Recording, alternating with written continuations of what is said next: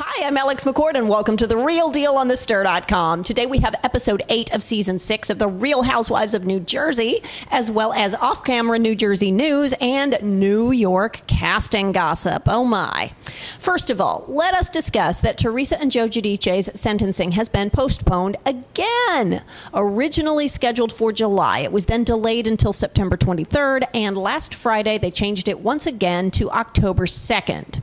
Speculation is running wild in the press about the reason for the delay, but no matter the why, it affects continued production of the show. Why? Well, most of you probably know this, but just in case you don't, I'll tell you. When a reality show premieres, the second half of the season has not been locked in and final yet. Principal photography is usually complete, but there are always lots of confessional interviews, maybe some pickup scenes that get filmed much later.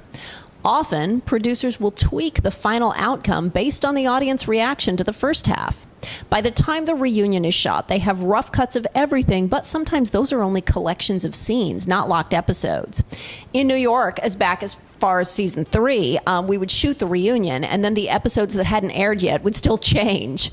I 100% guarantee you that once Teresa and Joe are finally sentenced, there will be camera crews there to pick up all the cast's reaction to the news. So at this point, those crews are on standby. This will make the season more expensive for Sirens and Bravo because they'll have to keep more than just a skeleton crew on staff, or else risk having inexperienced crew members coming in and screwing it up. Now, one good thing to come of this delay is that last night's episode was not out of date by the time it aired. So let's get to the drama. This episode seemed like the Real Housewives of "Can you please stop talking?" It is a real push me, pull you with Teresa and Joe. They don't want to say a word. Their lawyers have told them to be quiet and not address the case on the show, and that makes the producers, their bosses, angry. But as we've seen before, just because you don't talk about something doesn't mean that the rest of the cast can't keep bringing it up. Clearly, the producers are browbeating all the other cast members into discussing the case, and you can see that various ladies are uncomfortable about this. Dina is the strongest, the most reluctant to talk about anything. Melissa is semi-strong. She talks about it with her husband, but not too much with Teresa. Well, the newest cast members, on the other hand, are so desperate to make a splash on the show that they will do anything and say anything about any topic, whether it is Amber splattering herself all over the ceiling crying or Nicole obsessing about what Teresa wore to court. By the time we get to the end of the episode, you can tell that in every confessional interview, everyone has been asked, do you think they'll go to jail? Are they guilty? And we can see everyone waffle and struggle with the question. Everyone looks supremely uncomfortable. And here's the thing. They are right to freak out because what is shown on television might very well affect the outcome. Frankly, that may have been how the investigation started. Remember back in season 1, Teresa was depicted as spending $120,000 on furniture with cash.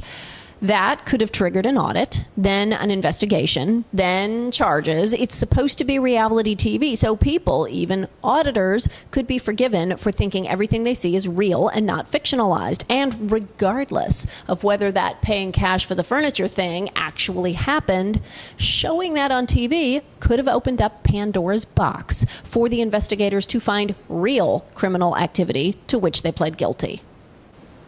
Now, the feds are not the only ones having trouble wrapping their heads around the experience of reality television. Let's talk about our newest cast members, specifically the men. While Nicole, Teresa, and Amber seem to have jumped right into the fray, their partners are all a little shell-shocked at this point. Jim Marchese, Amber's husband, and Bobby Ciacelli, boyfriend of Nicole Napolitano, are the marks this week. Jim is angry that his friend Bobby of however many decades ratted him out for making snarky comments about Joe Giudice. Jim does not know the rules of reality TV. If you tell a secret on camera, even to your best friend, it's not a secret. If it is filmed or even audio recorded, it is fair game. I found myself smacking my head, wondering how dumb these guys could be. Did they not understand that? Come on. Even when we filmed season 1 of this little show, Manhattan Moms, which at the time was not part of the Housewives franchise, it wasn't even a franchise at that point, we still knew to turn off our microphones if we discussed anything sensitive. How could anyone join an established franchise that's nearly 10 years old and not know that? Come on. Jim Marchese gets the Dope of the Week award, both for that and his inability to be civil on Twitter. Memo to any reality TV villain, whether you chose to be that or not. If you are attacked on Twitter, don't attack back. Kill them with kindness. Getting dirty only makes you look worse. Next, let's talk filming tricks. Dina Manzo hosted a planning meeting for her next Project Ladybug event, and Amber and Teresa pulled away to discuss the whole Victoria Gotti bomb about the Apria family.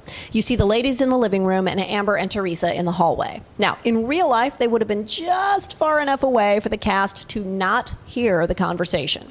This visual trick is a staple of reality TV. We saw it when Bethany had a birthday meltdown in the bathroom. We saw it on Orange County this season when Shannon and David had a fight in their kitchen. The camera crews will flash back and forth to the two groups of people so that it looks like everyone is eavesdropping, but normally nobody can hear a thing. In this case, however, the ladies could all see each other. So, of course, they want to know what the others are discussing. And this is a win-win for producers as the cast push each other to fess up. And Nicole tells a more blatant lie than we've ever heard from Orange County Tamara. It's all grist for the mill for the upcoming Florida trip, where I'm sure it will all come out. And finally, we see the Super Tease commercial for the second half of the season, prominently featuring former castmate Jacqueline Larita and her family. It appears that she has accepted a part-time deal and will make appearances a la Kathy Wakil, Luann de Lesseps in New York, etc. Oh, yes.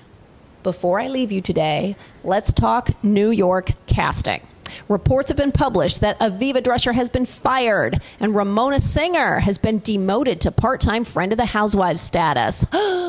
Okay, for Ramona, that is one reason and one reason only. Money. M-O-N-E-Y. If they want to keep this show on the air, they have got to cut the budget to match last season's ratings. Ramona was making the most of all of the New York cast, the only original member still standing, several $100,000 more than Sonia. By cutting her to part-time, they can start over in the money department. And even if she goes back full-time in future seasons, she will make less. It's the same thing they did with everyone else they fired.